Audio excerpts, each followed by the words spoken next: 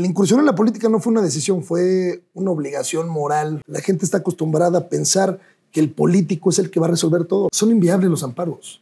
No pueden actuar como jefes de pandilla, son ministros de la Corte y tienen que acatar que esto ya es una reforma judicial.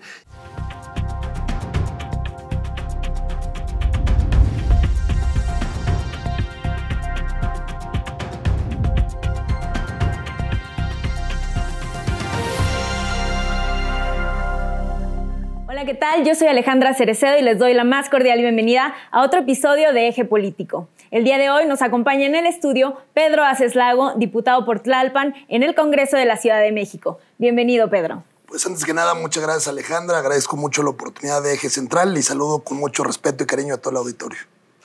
Me gustaría comenzar preguntándote quién es Pedro Aces Lago y por qué decides incursionar en la política. Pues Pedro Aces Lago es un joven de 29 años que desde muy pequeño pues, siempre fue muy inquieto y disruptivo.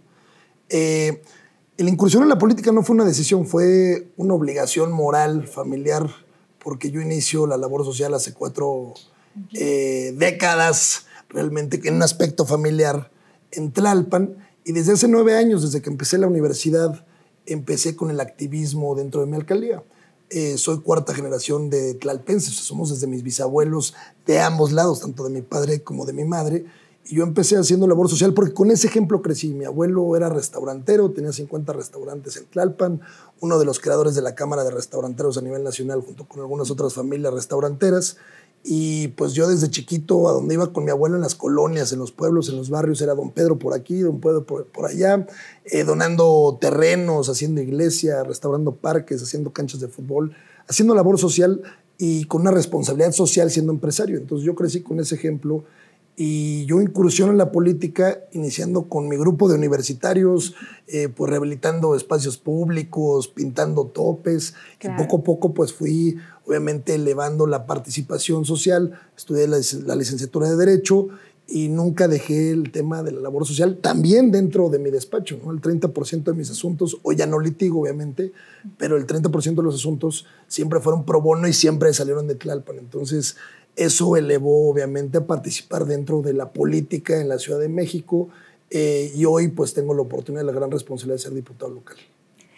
¿Tu trabajo como activista se ha compaginado también con la política o cómo ha sido esa transición? Yo creo que la gente, y es un claro ejemplo, yo creo que la gente está harto o harta de la política a la que estamos acostumbrados, ¿no? A que lleguen, te platiquen de los grandes logros, sean reales o no, a estas asambleas o reuniones aburridas. Yo creo que la política, o más bien lo que están haciendo los jóvenes, es actualizar e innovar dentro de la política. Y la política tiene que ser ahora social, o sea, con temas de activismos, con temas de participación ciudadana o inculcar a la gente que debe de participar. La gente está acostumbrada a pensar que el político es el que va a resolver todo. No, no, no. Políticos vienen, políticos van. Y es por eso que la participación ciudadana dentro de la realización de los gobiernos, la ejecución de proyectos, no debe de ser fundamental y siempre, obviamente, recaer en el pueblo, en la gente, para tomar decisiones, porque al fin de cuentas a quien le duele es a la gente que vive en esa colonia o en ese pueblo o barrio, en el caso de Tlalpan, ¿no? Pues la gente que vive ahí es a la que le duele, la que sabe de sus reales problemáticas. Entonces tenemos que trabajar con ellos y siempre haciéndolos parte de. ¿Cómo fue la campaña para la Diputación por Tlalpan y cuáles son las principales problemáticas que encontraste para los ciudadanos de Tlalpan? Pues bueno, yo estuve en la lista plurinominal, tuve la oportunidad de que me pusieran en la lista plurinominal. Mi responsabilidad no fue tanto correr por un distrito por circunstancias del destino, pero tuve responsabilidad en toda la ciudad. Al ser diputado plurinominal, pues soy diputado que representa a la ciudadanía de la Ciudad de México. Obviamente estamos enfocados en Tlalpan, pero fue muy bonita porque tuve la oportunidad de caminar de la mano de todos los candidatos a las y candidatas a las alcaldías, a los distritos locales y federales. Entonces estuvimos recorriendo 3 o 4 alcaldías al día. Entonces estábamos en la mañana en Iztapalapa y nos trasladábamos 1 hora y media para llegar a Milpalta y Tláhuac. Entonces fue muy dinámica, me permitió también conocer mi ciudad, la diversidad que hay dentro de la ciudad y obviamente sus problemáticas. Y bueno, en relación a tu gestión ahora como diputado, encabezas la Comisión de Asuntos Político-Electorales en la Ciudad de México. ¿Qué podemos esperar de esta gestión? ¿Será sin tintes partidistas? Platícanos un poco. Yo la instalé hace unas semanas y si algo dejé claro es que no va a haber tintes partidistas. Tengo la fortuna de tener a los coordinadores de las bancadas o vicecoordinadoras de las bancadas. Es una comisión sumamente relevante y más ahora con las reformas político-electorales que ya están, como lo es la reforma judicial y luego la reforma político-electoral que presentará nuestra jefa de gobierno, ¿no? Y que pasará por la comisión. Y sin duda, digo, siendo joven, también tengo que ser responsable y las decisiones que tomaremos serán en colectivo, siempre dándole apertura también a la oposición, ¿no? que forman parte de mi comisión, que sin duda, bien lo decimos mis compañeros y yo, la comisión no hace el diputado hace a la comisión. Entonces, sin duda le vamos a dar mucha relevancia. Vienen temas como es el presupuesto participativo, ¿no? La designación de las COPACOS y obviamente los procesos electorales tanto de los pueblos como también estos que vendrán en la reforma judicial. Precisamente sobre la reforma judicial te has posicionado muchísimo a favor de este tema y en días recientes hemos visto ciertas contradicciones en relación a los tiempos para los procesos de la reelección de los magistrados. ¿Qué va a pasar con esta reforma, con todos los amparos que están llegando y también la resistencia que sigue por parte de los trabajadores del Poder Judicial Federal? Bueno, principalmente quiero empezar por el tema de los trabajadores del Poder Judicial. Ya lo dijo nuestra presidenta Claudia Sheinbaum Pardo, no se les va a tocar, van a respetar obviamente la defensa de sus derechos laborales. En segundo, son inviables los amparos, no pueden actuar como jefes de pandilla, son ministros de la Corte y tienen que acatar que esto ya es una reforma judicial y que el pueblo optó por eso ante el Plan C porque se platicó en campaña y realmente el Poder Judicial está enviciado. Esta reforma es el primer paso para la creación de un nuevo sistema judicial y no pueden ir en contra de ellos. De esto mismo. Entonces, vamos a seguir transitando, las reglas del juego cambian, las tenemos que aceptar y hacer lo mejor posible para que esta reforma poco a poco vaya madurando. Si tiene déficit o hay algo que encontremos, lo vamos a cambiar, ya lo dijo el coordinador Ricardo Monreal Ávila en Cámara de Diputados, ya lo dijo la doctora Claudia Sheinbaum.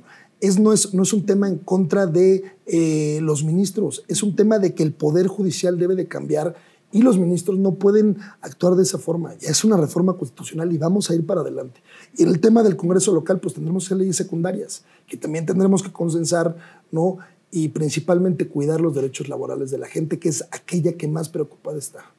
Acaba de estar también la ministra Norma Piña en el Senado de la República con el senador Noroña y pues vamos a ver cómo transita ya esta reforma. Entonces, me gustaría que nos platicaras también sobre un punto de acuerdo que acabas de presentar para permitir el voto a las personas que están en prisión preventiva. Platícanos de qué va este punto de acuerdo. Presentamos el día de ayer en tribuna un punto de acuerdo exhortando a los congresos locales de todas las entidades federativas, porque en la legislatura pasada en la Ciudad de México hubo una iniciativa donde se le permite a la gente que está en prisión preventiva, es una medida cautelar, no son personas que tienen una sentencia firme, es ahí donde se eliminan los derechos político-electorales.